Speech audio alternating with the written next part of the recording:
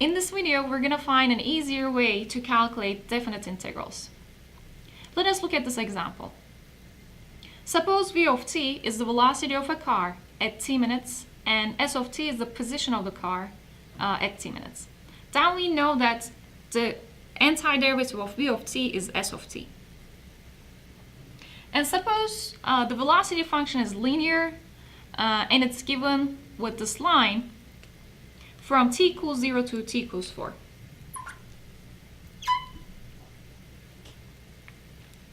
If we want to calculate the distance traveled by this car from t equals 0 to t equals 4, we can actually do that easily by calculating this integral. And the reason for this is that if the velocity was constant, then the distance traveled will be just that constant velocity times 4. But since the velocity is changing here, we can approximate the distance traveled by looking at little time intervals. So the distance traveled in this little time interval can be approximated by assuming that the velocity was constant and multiplying with whatever time has passed here. So we can calculate the total distance traveled by summing up the areas of these rectangles and then taking the limit as these intervals becomes tinier and tinier and tinier. So that's going to give us exactly this integral of v of t from 0 to 4. So one way to calculate the distance traveled with this car is going to be this integral. But since we know the position function, s of t, another way to calculate the distance traveled will be just to look at the position at 4 and look at the position at 0 and then take the difference. So this is going to equal to s of 4 minus s of 0. So we see that if we know the antiderivative of a function, the integral can be calculated by the difference in the antiderivative. And this turns out to be true in general. If your function, as long as your function is continuous, the integral in a definite interval can be calculated by the difference in the antiderivative in that interval. So this gives us the fundamental term of calculus part 2. If this small f is continuous on this closed interval, then the integral of f of x from a to b can be calculated by this difference in the antiderivative of f. So here capital F is just an antiderivative of the small f. So let us look at some examples and try to apply this rule. Okay, here we're trying to evaluate the integral of 2x from 0 to 4.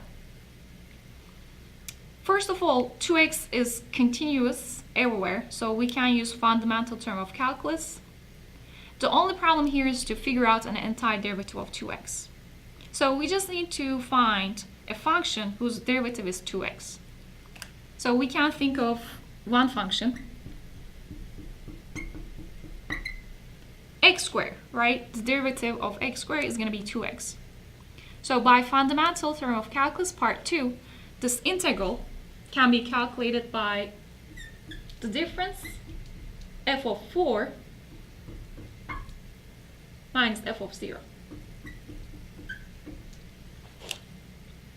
F of 4 is going to be 16. F of 0 is going to be 0. So if we substitute these back in here, we get 16 minus 0, which is 16. So we find a really easy way to calculate integrals. Let us look at another example. Let us say we're trying to find the integral of e to the x from 0 to 5. Again, here the function e to the x is continuous, so we can use fundamental term of calculus part 2. All we need to do is to find an antiderivative of e to the x. But we know that derivative of e to the x is e to the x, so we can immediately say choose capital F of x to be e to the x, and this will be an antiderivative. So by fundamental term of calculus, we can say this integral is going to equal to f of 5 minus f of 0. Okay? So the upper limit goes first and then the lower limit. So f of 5 is e to the 5.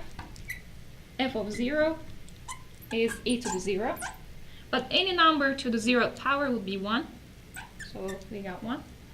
Let's plug these back into the equation here. We get e to the 5 minus 1. Let us look at this another example. This one is a little bit different. So the question says find the area underneath the parabola y equals x squared from 0 to 1. So we know that the area underneath this curve can be calculated by the integral of x squared from 0 to 1. And since x squared is a continuous function, we can calculate this integral by fundamental term of calculus if we can figure out the antiderivative of x squared. And we know that the derivative of x cubed over 3, for instance, would satisfy that, right? The derivative of x cubed over 3 is going to be 3 over 3 times x squared. So it's going to be x squared. So we can use x cubed over 3 in fundamental term of calculus and say that this integral is going to equal to capital F at 1, capital F at 0, and we're going to take the difference. Capital F of 1 is going to be 1 over 3 if we plug in 1 here.